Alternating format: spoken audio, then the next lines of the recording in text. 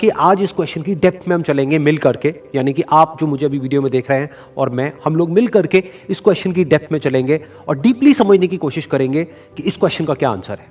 वो क्वेश्चन है कि हमेशा मोटिवेटेड कैसे रहे।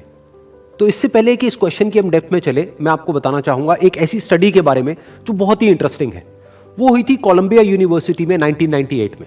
एक प्रोफेसर ने इस स्टडी को किया जिसमें कि बहुत सारे बच्चे थे जो कि सारे 5th स्टैंडर्ड के थे और उनको पजल्स थी बहुत तरह तरह की सॉल्व करने के लिए। उसमें से कुछ पजल्स बहुत ही मुश्किल थी, कुछ बहुत ही आसान थी। उसके बाद में जब उन बच्चों ने उन पजल्स को सॉल्व किया तो उसके बाद में सभी बच्चों को एक ही बात कही गई कि आपने बहुत अच्छा किया।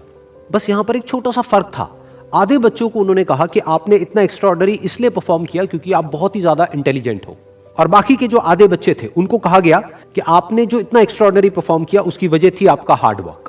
फिर उसके बाद में दोबारा से इन सब बच्चों को कुछ पजल्स दी गई सॉल्व करने के लिए, जिसमें से कुछ बहुत ही आसान थी और कुछ बहुत ही मुश्किल थी। अब यहां पर कुछ बहुत इंटरेस्टिंग निकल करके आया जो किसी ने एक्सपेक्ट भी नहीं किया था।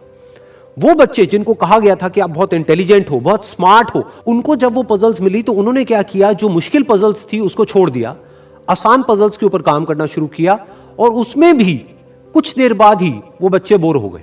दूसरी तरफ से वो बच्चे जिनको कहा गया था कि आपने इतना एक्स्ट्राऑर्डिनरी परफॉर्म इसलिए किया क्योंकि आपने हार्डवर्क किया, उन्होंने सिर्फ आसान पजल्स को अटेम्प्ट नहीं किया बल्कि मुश्किल से मुश्किल पजल्स को भी अटेम्प्ट किया और सॉल्व किया। फिर उसके बाद में जब ये पूरी स्टडी कंप्लीट हुई तो उन बच्चों से पूछा गया कि किसको ज्यादा मजा आया इसको करने में। तो वो बच्चे जिनको कहा गया था कि आप बहुत इंटेलिजेंट हो, उनको मजा नहीं आया, यानी कि वो मोटिवेटेड नहीं थे। और वो बच्चे जिनको कहा गया था कि जो भी आपने किया वो अपने हार्डवर्क की वजह से किया, उन्होंने ना सिर्फ अच्छा परफॉर्म किया बल्कि वो एंड तक मोटिवेटेड भी थे और उनको मजा भी आया। अब ये स्टडी जिसके बारे में मैंने अभी आप लोगों को बताया, ये इतनी इंटरेस्टिंग इसलिए है क्योंकि ये जिस तरीके से हम सोचते हैं हमारे थॉट पैटर्न को चैलेंज करती है। हम क्या सोचते हैं कि अगर हम पेरेंट्स हैं या हम टीचर्स हैं और अपने बच्चों को हम बोलेंगे कि आप बहुत इंटेलिजेंट हो, आप बहुत स्मार्ट हो, तो वो अच्छा परफॉर्म करेंगे। लेकिन इस स्टडी में एग्जैक्ट उसका ऑपोजिट निकल करके आया है। तो इस स्टडी में जो फैक्ट्स रिवील हुए उसको समझने के लिए हमको एक कॉन्सेप्ट को समझना पड़ेगा, जिस कॉन्सेप्ट को कहा जाता है लोकस ऑफ कंट्रोल। हुआ क्या कि जिन बच्चों को कहा गया कि आप बहुत ही स्मार्ट हो, बहुत ही इंटेलिजेंट हो, उनका जो लोकस ऑफ कंट्रोल था वो उनके अंदर नहीं था, उनके बाहर था। लोकस का मतलब है सेंटर ऑफ कंट्रोल, मतलब कि अगर वो स्मार्ट है, अगर वो इंटेलिजेंट है तो इसमें उनका खुद का कोई रोल नहीं है, वो उनके कंट्रोल से बाहर है।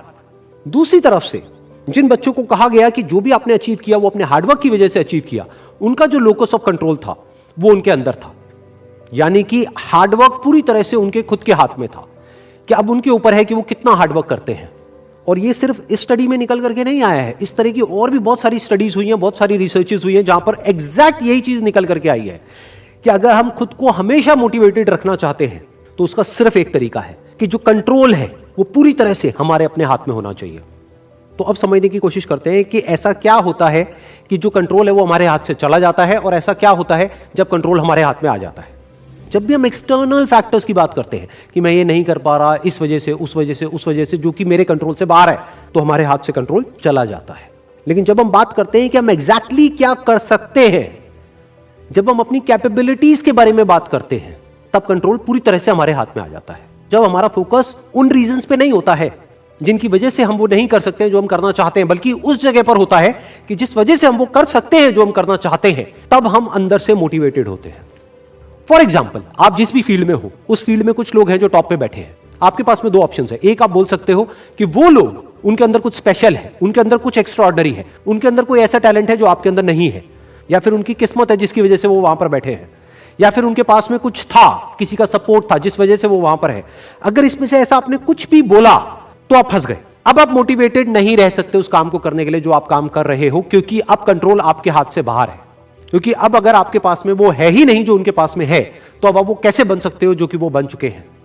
लेकिन अगर आप ये बोलते हो कि जिस भी फील्ड में आप हो उस फील्ड में जो भी टॉप पे बैठे हैं वो वहां पर है अपने हार्डवर्क की वजह से, अपने स्मार्ट वर्क की वजह से, या जो कुछ भी उन्होंने किया, जो कुछ भी उन्होंने सीखा उसकी वजह से, तो अगर वो कर सकते हैं तो मैं भी कर सकता हूं। उन्होंने भी मेरी ही तरह एक ना एक दिन कहीं ना कहीं से शुरुआत करी थी, जहां से कि आज मैं शुरुआत कर रहा हूं। तो मुझ में और उनमें अगर कोई फर्क है तो वो सिर्फ एक है, वो है टाइम का, कि आने वाले 10 साल बाद या 20 साल बाद मैं भी उन्हीं की जगह पर हो सकता हूं या उनसे भी आगे हो सकता हूं जहां पर आज वो है।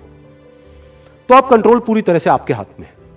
तो हमारे पास में हमेशा ये दो ऑप्शंस होते हैं, एक कि हम कंट्रोल को अपने हाथ से छोड़ दें और दूसरा कि कंट्रोल हम पूरी तरीके से अपने हाथ में ले लें। एक के कंट्रोल हमारा बाहर हो, एक है कंट्रोल हमारा अंदर हो। तो इस बात को हमेशा याद रखना कि आपका कंट्रोल कहीं बाहर नहीं होना चाहिए, आपके अपने ही अंदर होना चाहिए। Wish you all the very best. Thank you so much.